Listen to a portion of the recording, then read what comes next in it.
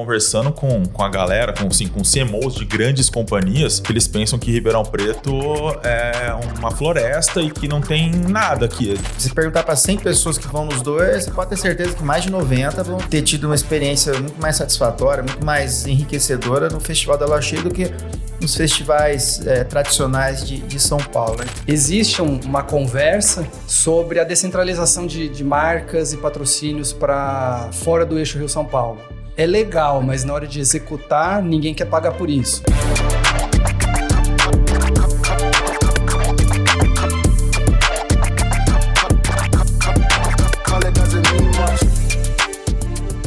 Oi pessoal, sejam bem-vindos ao Como Você Marca, o podcast da Fito, que fala sobre como as empresas impactam a experiência em seus negócios. Eu sou Rodrigo Vitor, CEO e founder da Fito, e hoje tem um assunto muito interessante, tenho pessoas queridas aqui comigo, que fizeram parte da minha história, e é um prazer imenso recebê-los aqui hoje. Eu estou com o Mikael Nakade, fundador, sócio, CEO da Usina, do Grupo Usina, e o Thiago Machado, também fundador, e hoje apoia a Usina em decisões estratégicas de negócio. Obrigado, um prazer estar aqui com vocês. Obrigado, Rodrigo. Prazer também. Você e o Thiago marcaram minha vida e vamos falar bastante sobre isso. Obrigado pela oportunidade. 2 conselheiros aqui agora, Mikael. Você tem... E hoje a gente vai falar muito sobre o universo de festivais, festas, eventos universitários, muito do que esses caras fizeram e fazem hoje. Também tive o prazer de estar próximo desse mercado. E queria abrir a nossa conversa aqui falando sobre o rebranding, né? Algo que a gente fez lá atrás, né? A gente, quando expandimos juntos o grupo, virou Usina Holding, se eu não me engano. Usina Holding, até hoje tem as pastas. Tem um dinheiro lá.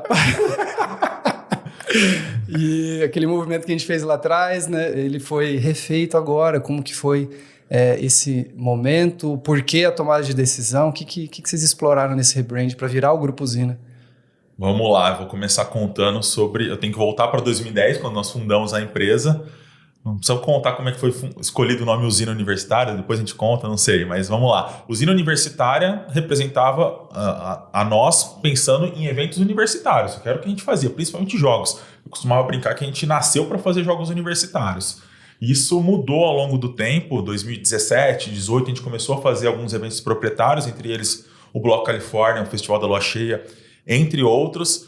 E depois da pandemia, danificou muito o nosso mercado, né? O setor de eventos, sem dúvida, foi o mais prejudicado. Virou de cabeça para baixo. Totalmente. E nós decidimos mudar o nome porque a Usina Universitária não nos representava mais. Nós fazíamos só eventos universitários.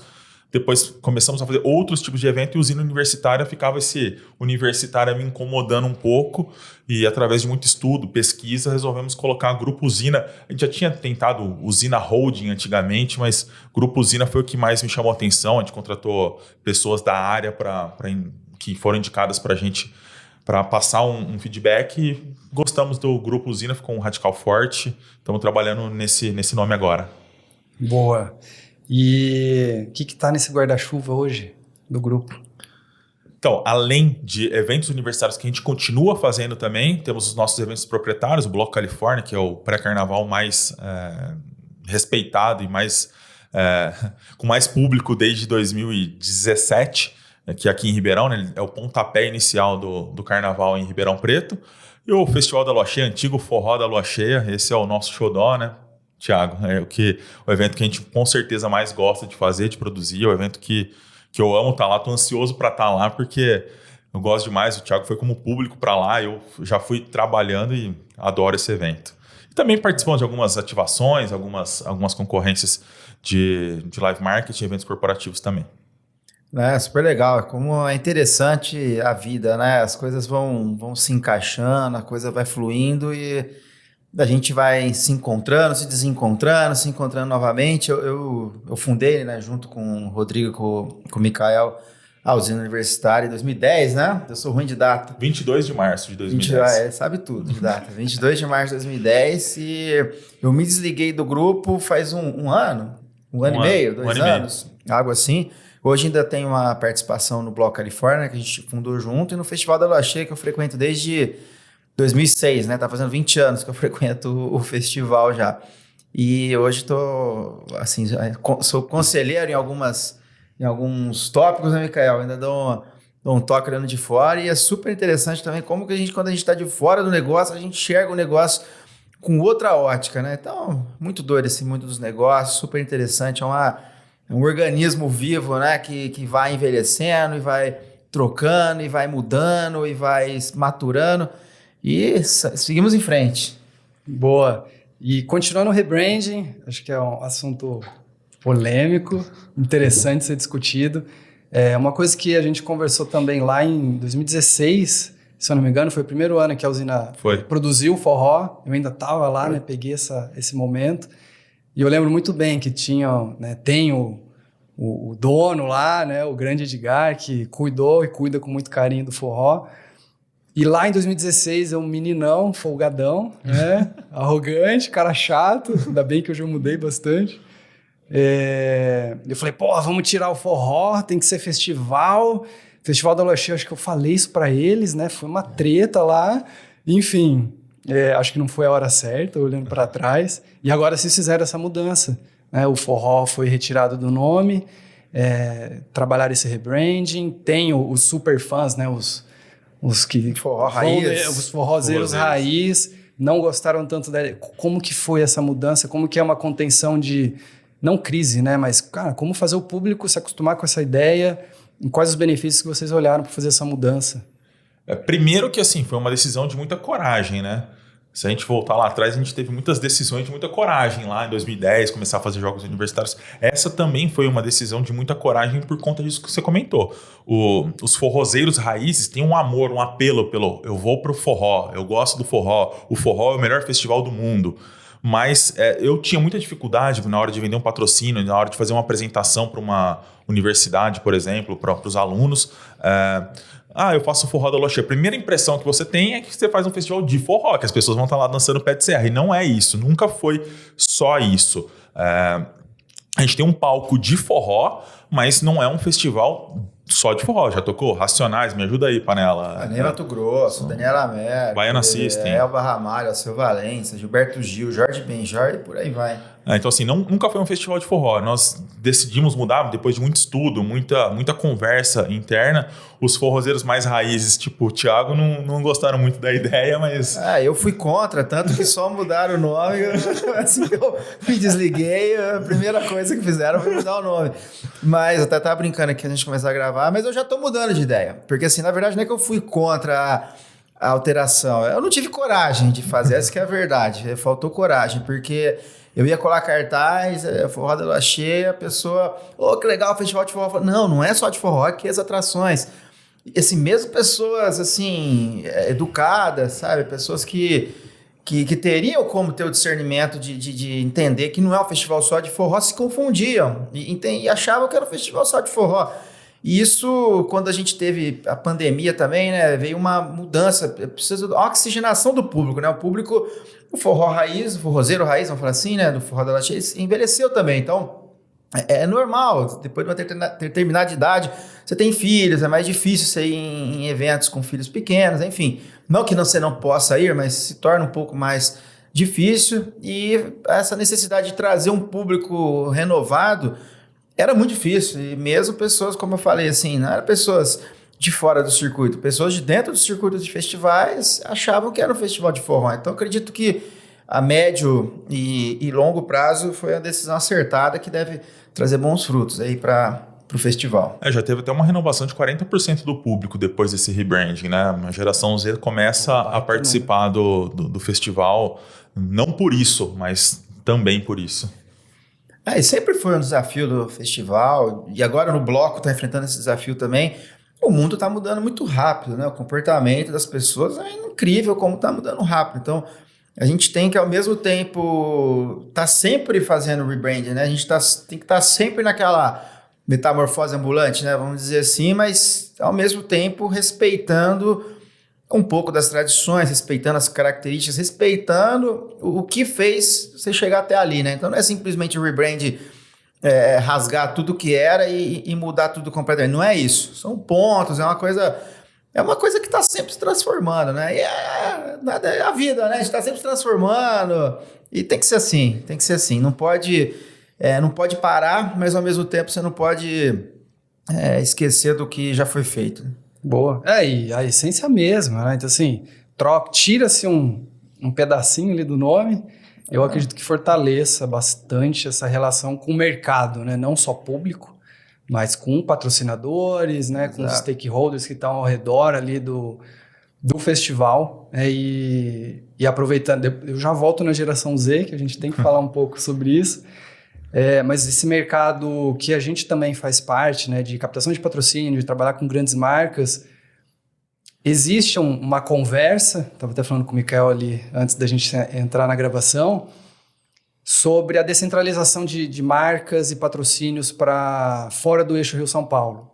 E eu acho que ainda é muito papinho das companhias, do mesmo jeito que se fala muito sobre ESG em evento também tem um puta pé atrás, porque na hora que você fala é legal, mas na hora de executar ninguém quer pagar por isso, né? Então, mesma coisa, como que é essa descentralização? Porque estamos aqui no interior de São Paulo, o festival acontece em Altinópolis, tem um público enorme, bandas super relevantes, tem histórico, tem tudo para uma grande marca patrocinar. E aí, na hora que você senta na mesa com esses caras, como que é a conversa? Eu tô tendo a oportunidade de ir mais à frente disso. Foi sempre o Thiago que comandou essa parte de captação de patrocínio. Depois ele também passa um pouco da visão dele.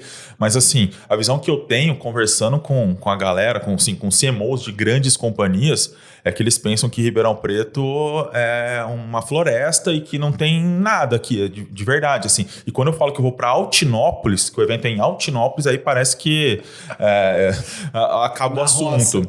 Parece que é uma roça mesmo. Então, assim, a dificuldade da gente apresentar... Primeiro, sentar com essas pessoas, estar na mesma mesa que essas pessoas. Eu estou tendo que fazer vários investimentos para estar na mesa com essas pessoas. Depois disso, mostrar a magnitude do festival, o tamanho do festival, tudo que ele representa. É o festival mais antigo do Brasil em atividade. Ele começou em 83. O Rock in Rio começou em 85, o Oktoberfest começou em 84. Então, ele até hoje, um dos mais relevantes do Brasil. É que pós-pandemia surgiram tantos festivais. Hoje, existem, assim... Eu estava acompanhando o mapa dos festivais e existem, parece que só agora, nesse mês de maio, são mais de 30 no Brasil. Então, é bastante coisa, é difícil a gente mostrar para os patrocinadores que nós não estamos no meio do mato, que até estamos, é numa fazenda, mas é que é um festival super relevante para o Brasil. Exato, mesmo que o público venha do Brasil todo, até de fora do país também, e a maior parte do público é de São Paulo capital, né? Mas o fato do evento ser realizado fora desse eixo aí que nós comentamos, do São Paulo, é fato, é uma hipocrisia muito grande das empresas, né? Elas têm um discurso, mas a prática é completamente diferente, né? Então, é como o Mikael falou, a gente conseguir desviar recurso de São Paulo, capital, Rio de Janeiro, para Altinópolis é uma missão quase impossível, né? Não é fácil, realmente. E atrações também, as bandas também, todo mundo tem um discurso e quando você vai conhecer um pouco mais, a prática é completamente diferente, né? A gente tem umas exceções, né, de interior, a gente tem Barretos, que é o maior evento sertanejo do mundo, né? Acredito eu. Mas é uma cultura muito popular, né? Então, assim, é cultura de massa popular, aí a gente tem um outro entendimento, né, dos grandes rodeios, aí, principalmente Barretos, que acho que é o maior ponto fora da curva de captação de patrocínio de grandes marcas aqui para o interior de São Paulo, interior do Brasil, né? E outras capitais sofrem com isso também, né? O pessoal dos festivais que a gente conversa, de Belém e outras capitais aí do Brasil também, principalmente do Norte, Nordeste, também sofrem com esse problema. Eu acredito que muito disso vem porque as pessoas que tomam as decisões, elas moram em São Paulo, né? Ou moram no Rio de Janeiro, a maioria até de São Paulo. Então, o círculo delas de impacto do que elas fazem tá ali, né? Então, elas vivem aquela bolha de que só ali as coisas acontecem, né? A gente está no processo de descentralização das grandes capitais, o pessoal está procurando mais qualidade de vida no interior, o interior tem esse potencial a gente tem aqui em Ribeirão, AgriShow, as maiores feiras também da América Latina de agronegócio. Então, o interior tem potencial para empresas liderarem aí os seus segmentos e isso acontecer. E as pessoas que trabalham nas empresas terem uma vida de qualidade enfim, de perfis bem diferente de São Paulo. Acho que a gente está num processo, a pandemia talvez tenha mostrado isso um pouco mais forte, né? Mas vamos aguardar quanto tempo vai levar esse processo, né? Ainda vai tempo. É que a gente vê, lembrei de 2 festivais aqui que não são iguais, mas se parecem. O Rock the Mountain, vocês com certeza foram. Turá, né, que surgiu agora em São Paulo, acho que é segunda ou terceira edição. E são eventos com line-up talvez até mais fracos do que o forró, com menos história, menos histórico e recebem mais verba, né? Então acho que as marcas têm que mudar um pouco realmente esse olhar. Sim. O Turá, por exemplo, é feito pela T4F, né? Que é uma grande produtora aí do... Já tem as marcas na mão. Já tem as marcas na mão. É São Paulo, né? Quando tem a Time for Fun por trás, então tem uma facilidade de captação de patrocínio muito grande. O Rock the Manta já é um pontinho um pouco fora da curva até. Eu tive a oportunidade de 2 vezes. Na verdade, o line-up dele é um dos mais agressivos do Brasil. Eles gastam mais que o João Rock até. Até esqueci de falar do João Rock. O João Rock também é um ponto fora da curva. Até aproveitar aí para parabenizar. Mas ainda assim... Poderia ter o dobro ou o triplo de marca. Poderia ter. Por ser interior, é inacreditável o que eles fazem. Hoje é o festival de música brasileira é o maior do Brasil, né? O Rock the Mountain tem um investimento de line-up até maior do que o João Rock. E ele também, o Rock the Mountain é muito próximo ao Rio de Janeiro também, né? Então, apesar dele ser ali em Petrópolis, tem pessoal ainda vai e volta do Rio, muita gente, tá bem próximo ali da capital, mas é um festival que investe em line-up absurdo. E o João Rock, aproveitar e mandar um abraço aí pro Luiz e pro Ross, que eles fizeram aqui no interior também é incrível com as marcas que eles trazem. Hoje 70 mil pessoas, salvo engano, tirando os festivais ali hoje da Rock World, né, que é o The Town, o Lollapalooza e o Rock in Rio, é o maior festival do Brasil em um dia. Tem que dar um jeito de trazer os dois aqui também para trocar uma ideia. É a outra realidade. Então não é que não tem, né, no interior, mas assim, para você conseguir atingir festivais em São Paulo com line-up muito inferior ao nosso, como o Rodrigo falou, inferior eu digo em todos os sentidos assim, da palavra, de experiência, não menosprezando, longe disso, são propostas diferentes, mas você pega um público que vai num festival desse de São Paulo, começa 2 da tarde, acaba 10 horas da noite, 11 horas da noite, e a pessoa que vai no festival da Lua Cheia, se perguntar para 100 pessoas que vão nos dois, você pode ter certeza que mais de 90 vão ter tido uma experiência muito mais satisfatória, muito mais enriquecedora no Festival da Lua Cheia do que nos festivais tradicionais de São Paulo, né? Então, dá para você fazer a coisa fora da curva no interior, mas é muito mais difícil. E deixar um recado para as marcas, né?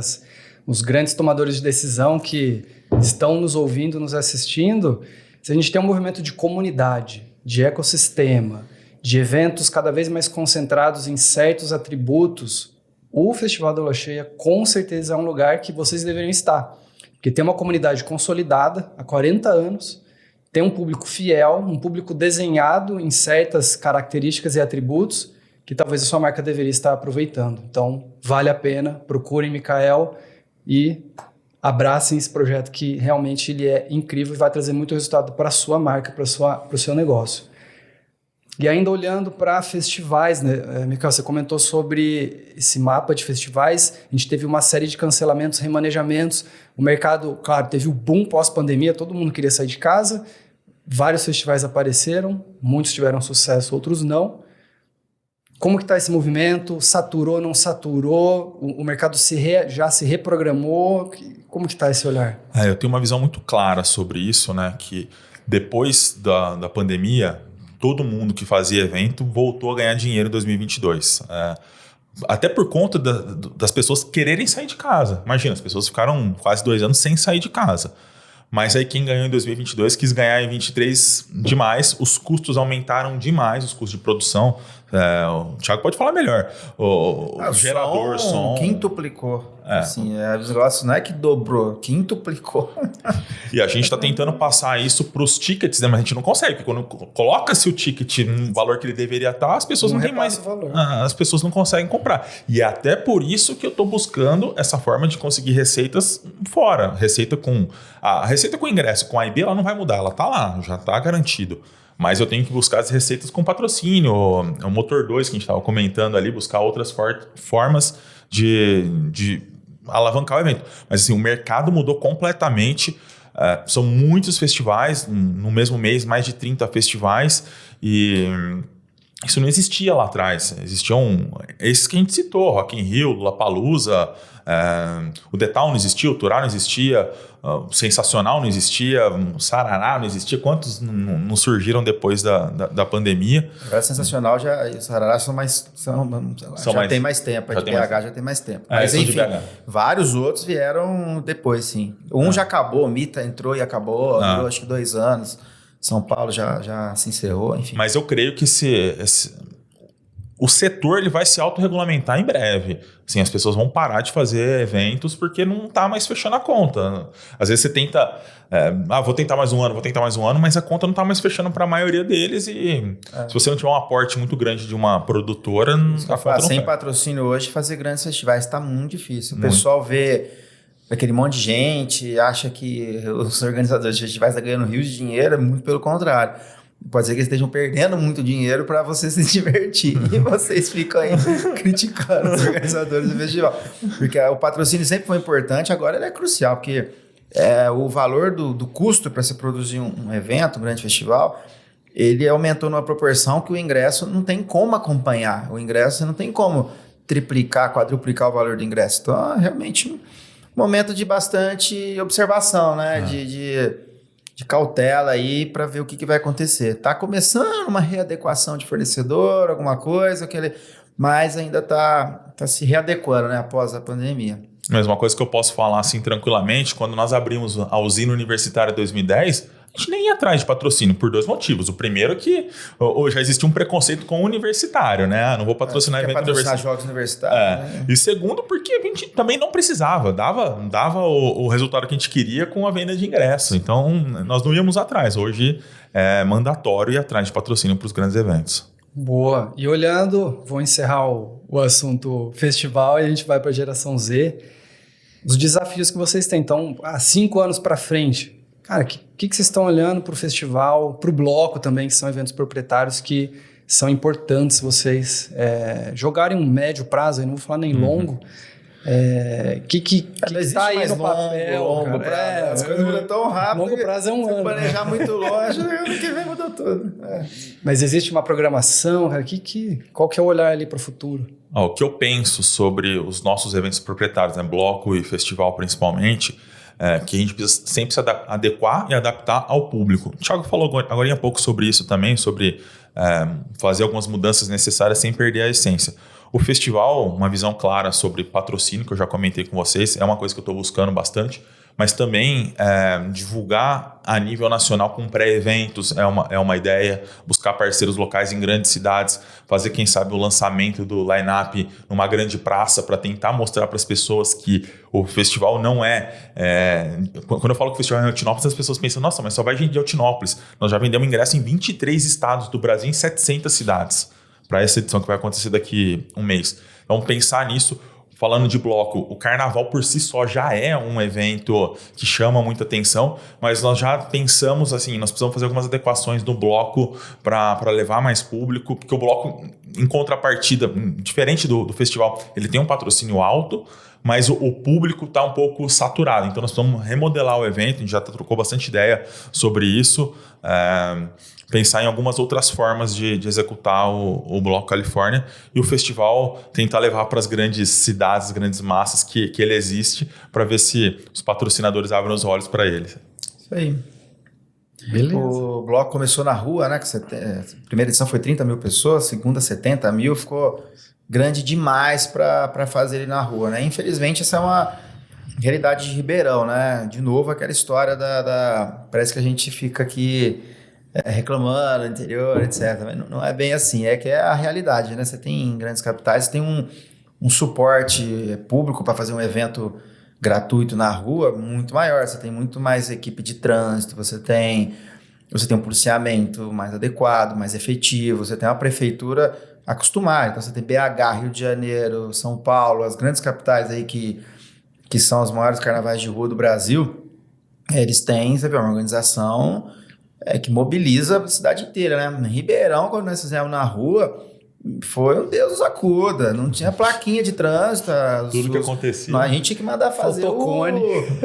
Não é cone, não tinha cone. A gente mandava fazer aqueles cavaletes. A gente que mandava fazer os cavaletes, não tinha cavalete. Então, Imagina efetivo. E aquela coisa da elite burguesa provinciana, né? Ninguém quer gente aglomerada perto da sua casa, né? Então a gente tem uma dificuldade muito grande de liberação das vias públicas e realmente a gente luta contra tudo e contra todos, né? Aí fica muito difícil você fazer um evento gratuito, apesar de ser da nossa vontade. A gente foi obrigado a fechar o evento dentro do estádio do Comercial. Isso também mudou um pouco, mas mesmo assim esgotou os ingressos praticamente todos os anos. Então, agora entender a geração Z. A molecada que tá chegando, já chegou, né? Já chegou. Não só a Z, os millennials também, em parte, estão modificando um pouco a forma de consumo. A gente vê esses eventos de café, que imagino que vocês já viram e estão pensando em fazer. Eu imagino que tá aí, cara, vamos fazer um negócio de café. Que estão migrando desse consumo noturno, talvez do excesso do álcool, estão modificando um pouco a forma de olhar para o entretenimento. Eu acho que até um contraponto.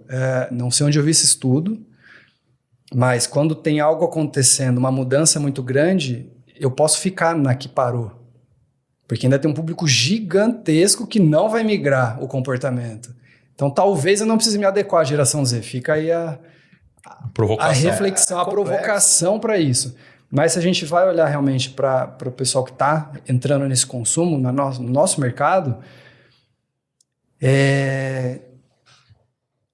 como que ele ameaça ou inspira os festivais, o bloco, os eventos universitários que vocês voltaram a produzi-los.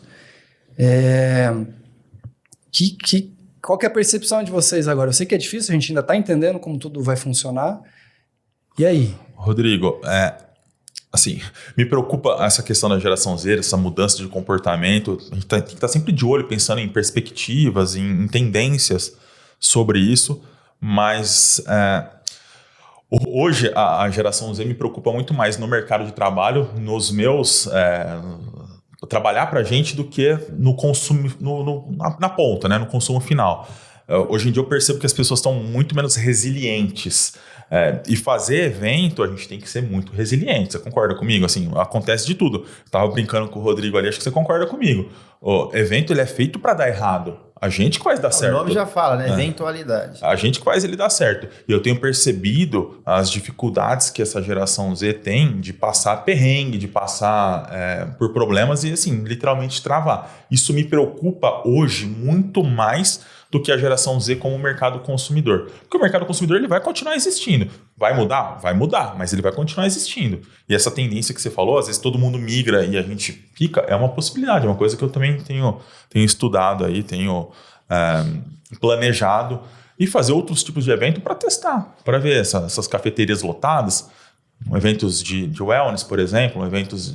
Uma corrida, uma né? corrida, Coisa diferente. No Caconde, lá tem bastante coisa, né? Assim, não tem ainda, podemos fazer. Eu hoje, né, na pandemia, eu acabei voltando para minha cidade natal, para Caconde, né? Assumi lá uma pousada que meu pai tinha, faleceu. Na época, a pousada não tinha público nenhum, não tinha nenhum funcionário, alugava um quarto por semana, quando alugava, enfim.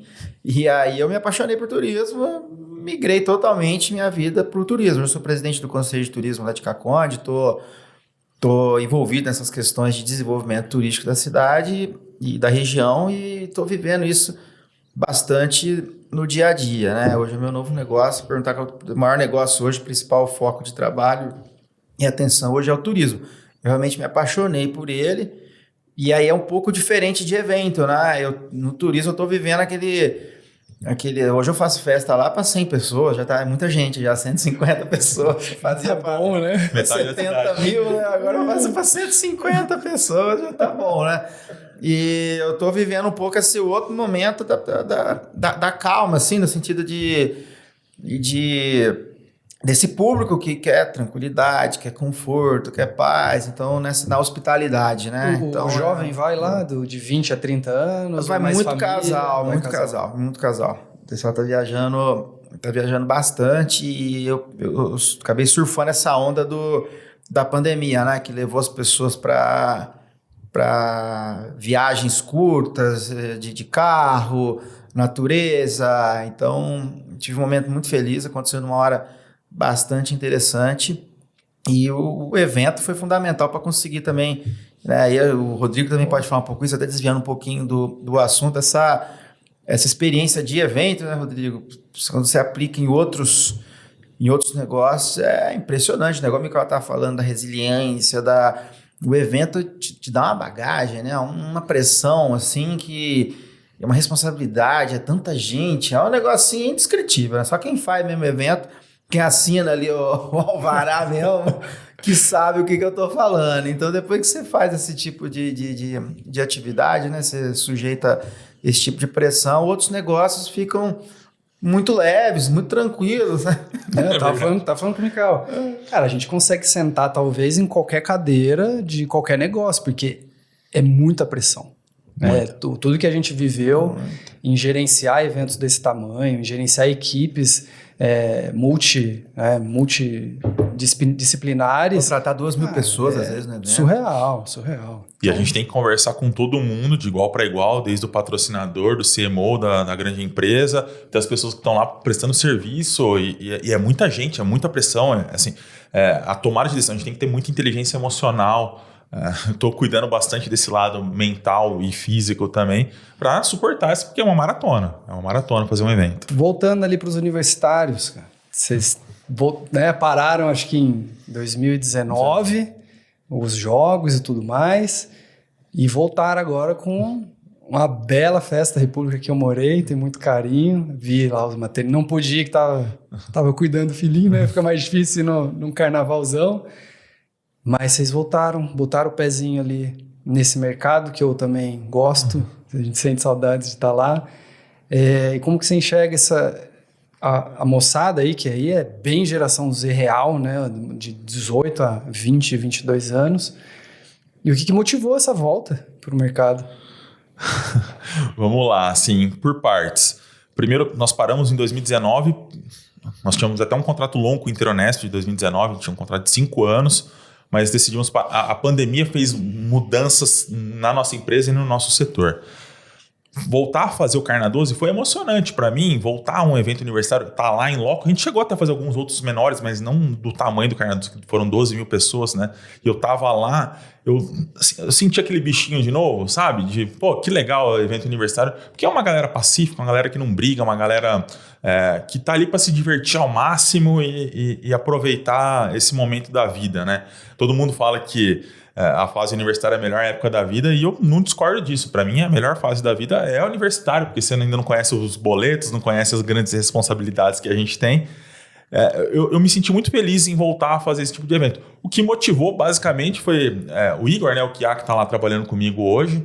Ele é sócio da empresa hoje também. Ele morou também na 12 como você, e ele quis fazer esse evento. Foi ele que começou, ele quis trazer para a empresa produzir o evento. Eu gostei bastante, deu um pouquinho de nostalgia viver aqueles momentos lá. A galera me enxerga como tiozão, né? Porque com certeza eu era a pessoa mais velha lá no espaço. Mas foi bacana, foi nostálgico, e eu também não fiquei até o final. O evento foi até as 2 da manhã, fui embora, eram umas 10. O bom que hoje não precisa mais pôr helicóptero para gravar. Nossa, né? Não tinha drone, né? Agora tem drone. Você fazer uma filmagem aérea, tinha que alugar um helicóptero antigamente. Boa. E, cara, e aí olhando para as diferenças, né? 10 anos atrás. Então, lá em 2015, cara, ainda era um público universitário que a gente estava mais próximo da idade, vamos falar assim, né? O que mudou para a molecada de hoje em dia? O que não funciona mais? Ou, cara, dá para replicar tudo que era feito? Como que tá essa percepção? Eu também tô curioso, boa pergunta. Sim, nós conversávamos, né? Quando nós abrimos a usina em março de 2010, nós três, a gente sofreu um preconceito de ser muito jovem. A gente atendia os amigos, os conhecidos. Vocês ainda estavam na faculdade, ainda tinha acabado de finalizar. Então, assim, eu tinha esse preconceito de que, são moleques, são da nossa idade. Mas a gente tinha um respeito também por tudo que nós criamos ao longo dos anos durante a faculdade. Hoje em dia, eu sinto um pouco de preconceito. O tiozão de 40, porque eu tô com 39. O tiozão de 40 fazendo festa universitária, então rola isso também. Mas assim, eu senti muito a galera com vontade de fazer acontecer, de novo. O que, imagina, essa galera da pandemia, desculpa falar muito em pandemia, mas assim, eles tiveram aula EAD durante 2 anos. Não dá para eu cobrar dessas pessoas que elas tenham a mesma atitude que a gente tinha de ir lá colar cartaz. Esse cara aqui foi o cara que mais colou cartaz no Brasil. Eu já falei isso. Ele já colou cartaz. Em alguns momentos deve ter sido mesmo, alguns dias. Né? Então, assim, não dá pra gente cobrar a mesma coisa da meninada que tá hoje na faculdade, que eles tiveram 2 anos de aula EAD. Então, né, é isso. Tanto que a pandemia acabou com os jogos universitários, praticamente. Né? Ficou 2 anos os alunos, né, os bichos, os calouros, enfim. Os 2 primeiros anos, e os bichos é quem movimentam mais os jogos, que o pessoal acabou de entrar na faculdade, assim, você pegar proporção, sei lá, 70% dos jogos, né, é dos primeiros anos de faculdade que é a base de público, né? Você ficar 2 anos sem ter jogos, depois você se sujeitar a ficar no alojamento, dormir no chão, numa escola, o povo não quer mais isso, né? Então mudou bastante esse comportamento também do universitário, né? E juntar 12 mil universitários não é brincadeira, não, assim, universitários, né? É um grande feito para Ribeirão Preto. E exigência de consumo, assim. Eu vejo que mudou muito a questão de banda. As bandas mudaram completamente pro que eu olhava lá atrás. Então a gente, vamos pôr D2, vamos pôr Criolo, vamos trazer Jorge Benjor, Nath Roots. A gente falava em grandes nomes, porque atraíam multidões jovens. E hoje eu vejo funk sertanejo, trap, é isso? Ou daria pra gente olhar pro cultural, o rock and roll, o reggae mainstream e trazer pro jovem, ou isso não cola mais? Não, pros universitários hoje é funk mesmo, Rodrigo. Assim, muitos nem conhecem mais, né, esses grandes nomes. Jorge Benjor, se chegar pra molecada e perguntar, nunca ouviram falar. A nossa juventude ainda escutou bastante, a gente gostava de levar esse tipo de atração. O Criolo, quando nós levamos pro Juca, foi um fenômeno, né? Então, hoje em dia, já o pessoal tá mais puxado pro funk, pro trap, tá muito forte a cena do trap. As bandas que tocaram no Carna 12, eu não conhecia nenhuma. Inclusive as músicas eu fiquei com um pouco de vergonha, mas é o que vende. Mas você comentou, é interessante isso daí. Nós estamos entrando agora 40, né? Daqui a pouco 50. A gente tá deixando, tá começando a viver um etarismo já, né? De ser muito velho para determinadas coisas. Então a gente sempre foi acostumado, assim, privilegiado, né? Branco, hétero, enfim, aquela coisa toda. E agora a gente tá vivendo um pouco do desprivilégio, né? Até ouvi um podcast esses dias sobre isso, achei super interessante. E vai ser legal daqui para frente entender como vai ser o mais velho dos lugares que a gente tá. Eu ainda tô novo. Você ainda tá novo, você tá mais novo que não. Nada, já chegando perto dos 40 também. Ainda os 40 ainda não é etarismo, né? Daqui a pouquinho vai chegar. Você é muito velho pra isso, é muito velho pra aquilo. Já não sabe o que tá falando, já não conhece, é aquela coisa. E olhando pra... Essa pergunta é boa. Olhando pros cabecinha branca, cara. Tem um termo, a economia prateada.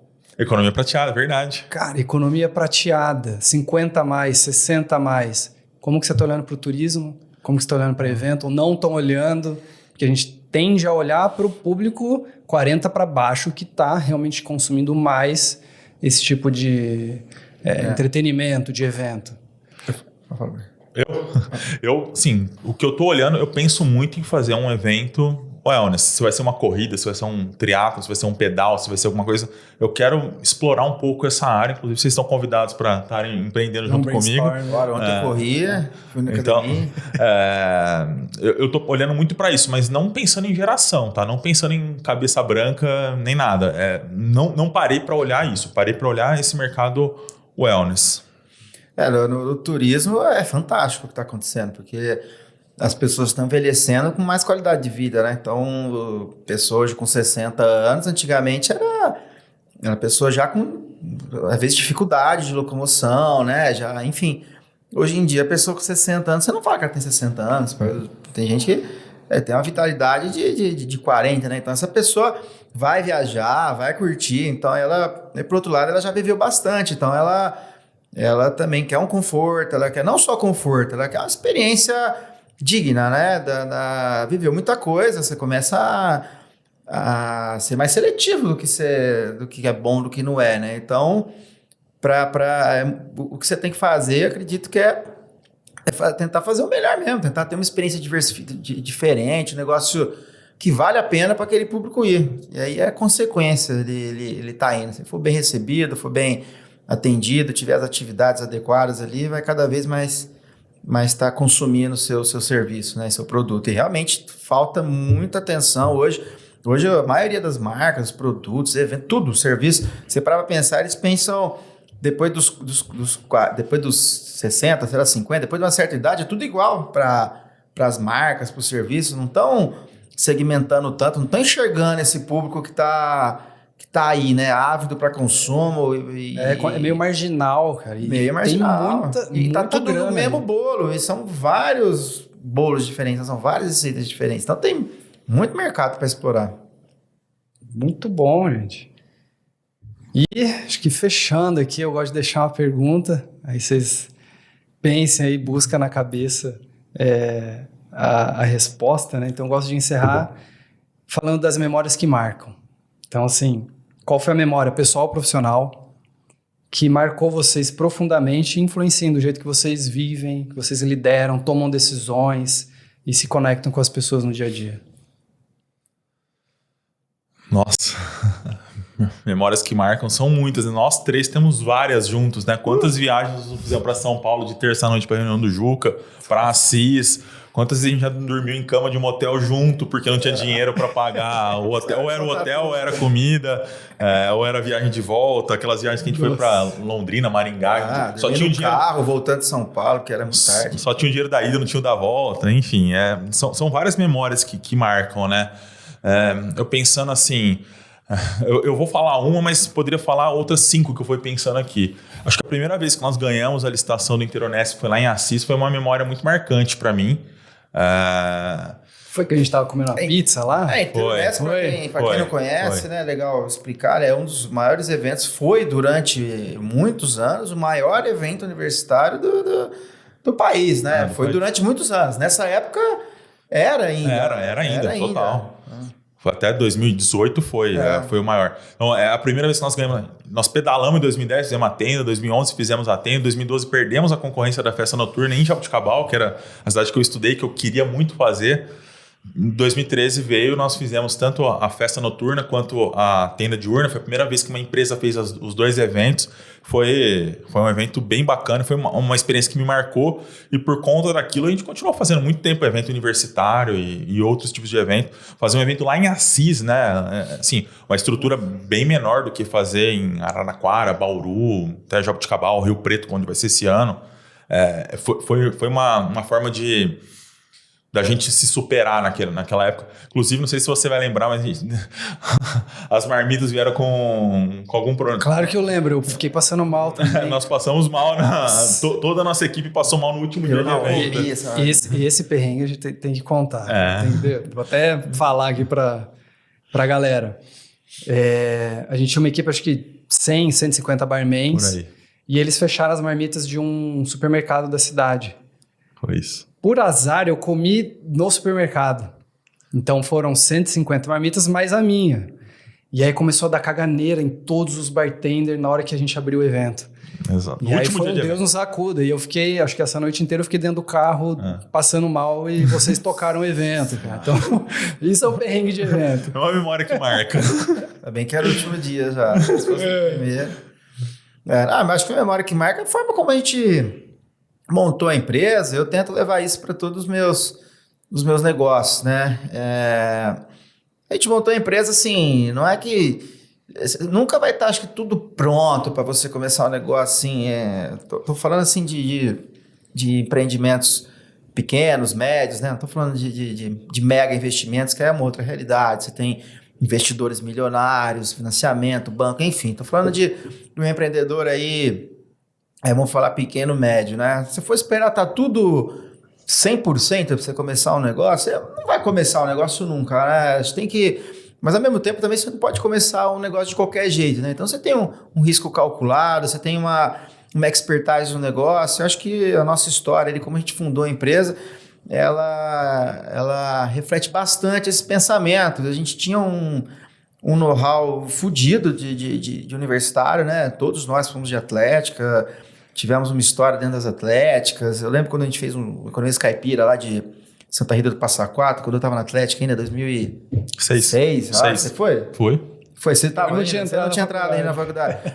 A empresa estava fazendo na época, aí me recordo o nome, enfim, eu senti que como aluno eu tinha mais condição de estar fazendo aquele evento do que a empresa que estava fazendo. Então surgiu uma oportunidade ali de negócio, né, de profissionalização do mercado universitário que era ainda explorado por empresas pouco profissionais, vamos falar assim, empresas um pouco limitadas a sua atuação ali. Isso aí deu uma vontade viu uma oportunidade clara ali de negócio, vamos falar assim, né, já durante a faculdade.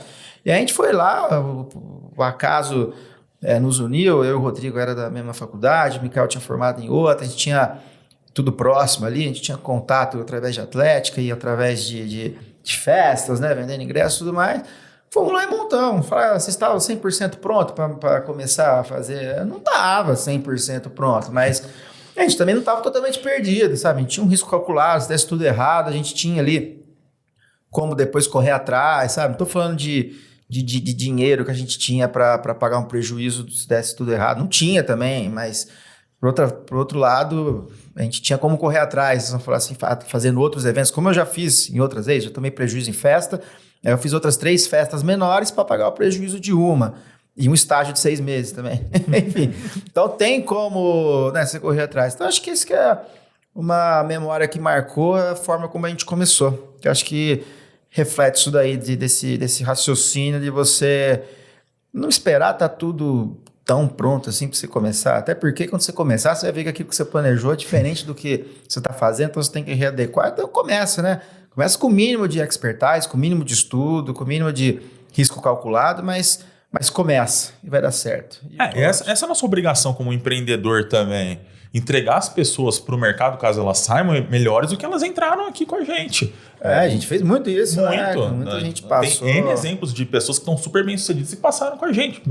Sem dúvida. A gente formou uma galera muito boa. Muito. Eu me orgulho disso. E aquela história, né, que você comentou da empatia, né? Porque você tem que, quando você tem que liderar a pessoa, você tem que falar com elas de uma forma... Porque muitas vezes não é só o dinheiro que você está pagando para elas que vai fazer elas fazerem o que deve ser feito, né? Além disso, você tem que ter todo o lance do propósito, que você está trabalhando muito bem isso aqui, pelo que eu tenho acompanhado nas suas mídias. A pessoa tem que entender por que ela está fazendo aquilo, mas quem está passando aquela mensagem para ela, assim, a pessoa que diretamente está ligada àquele objetivo que ela tem que estar cumprindo aí junto com o grupo, junto com a empresa, ela tem que querer também acreditar naquilo, e a pessoa que está passando a mensagem, a forma como ela está passando vai fazer muita diferença nisso, né? Ela tem que querer junto com você, né? Então, às vezes é a mesma ordem que você falou, você passa de uma forma e de outra, ela vai ser cumprida com um entusiasmo completamente diferente, né? Então, e parabéns aí pela estrutura, pela nova empreitada, não é tão nova assim já, né? Mas já tá velho. E Kael também, parabéns aí, grandes eventos, voltando às origens de uma forma não tanto igual nas origens, né? Mas voltando às origens de grandes eventos universitários, hoje o maior evento universitário da cidade, com certeza, né? Então, parabéns. E é isso aí, a gente teve junto em uma boa parte da vida, né? Hoje está cada um no seu canto, mas segue ali uma ligação, né? Nos mantendo unidos aí e conectados. E que assim seja, né? Com todo mundo. Quem sabe não faz alguma coisa pra frente, né? Tem muito tempo ainda, muita vida para correr. Eu vivo esse dilema todo dia. Se quer fazer muito ou não quer fazer nada. Então fica nessa, vamos ver. O cara tá rico já, tá fácil. Os milhões na conta. Boa. Meus amigos, agradecer esse momento. Curto, dá pra ficar aqui, acho que 10 horas de podcast. E tem uma galera fazendo podcast de 10 horas, cara. Nossa. O dedinho tá fazendo isso. Rolando. Mas o podcast, o dedinho... o dedinho é live. Mas eu vi uns podcasts extensos, assim, mas não é o caso. Agradecer, acho que foi bem legal relembrar algumas coisas, a gente falar um pouco da nossa trajetória, como que vocês estão enxergando o mercado de hoje e do futuro. E se quiserem, fica à vontade para compartilhar a rede social de vocês, dos negócios. Acho que agora é a hora. Primeiro agradecer, Fito, Rodrigo, pelo convite. Parabéns pela sua estrutura. Eu costumo falar para todo mundo lá no escritório que eu admiro. Tem gente que pensa, nossa, ele tá lá. Eu admiro a cultura, o jeito que vocês tratam as pessoas. Pelo menos, assim, eu quero levar um pouco disso para dentro dos meus negócios também. Então, parabéns. Bom estar aqui com o Thiago, que eu falo toda semana, mas é bom a gente estar os três juntos que fundaram a empresa. As redes sociais, @Grupo Usina, @Festival da Loche, @Bloco Califórnia, @Carna12. E obrigado pelo convite. Espero que a gente bata mais papo também fora do microfone, da câmera, para ficar até mais à vontade. É isso aí. E visita aí o nosso Instagram, Pousada do Xerife, @Pousada do Xerife. Bora lá passar um final de semana, fugir um pouco desse dia a dia caótico que a maioria de nós vive, né? A maioria das pessoas vive. Bora lá viver um pouco da natureza de Caconde. Valeu pelo convite. A gente se encontra por aí. Valeu. Boa. E para quem está nos acompanhando, as minhas redes sociais são @Rovitor. Tenho falado muito para empresários do mercado de eventos, então me acompanhem por lá para aprender um pouco mais sobre a nossa área e entender um pouco mais como ser um gestor desse mercado. Da nossa agência, @FitoAG, que lá a gente compartilha muito sobre bastidores, os projetos que a gente executa, os eventos, enfim, uma série de materiais super bacanas para te inspirar. E se gostou desse episódio, segue o nosso podcast. Vai ser um prazer estar aqui com vocês, a gente aumentar a nossa audiência e sempre tendo convidados super interessantes, importantes para a nossa área e que marcam e conectam, transformam as nossas vidas. E nos encontramos no próximo episódio.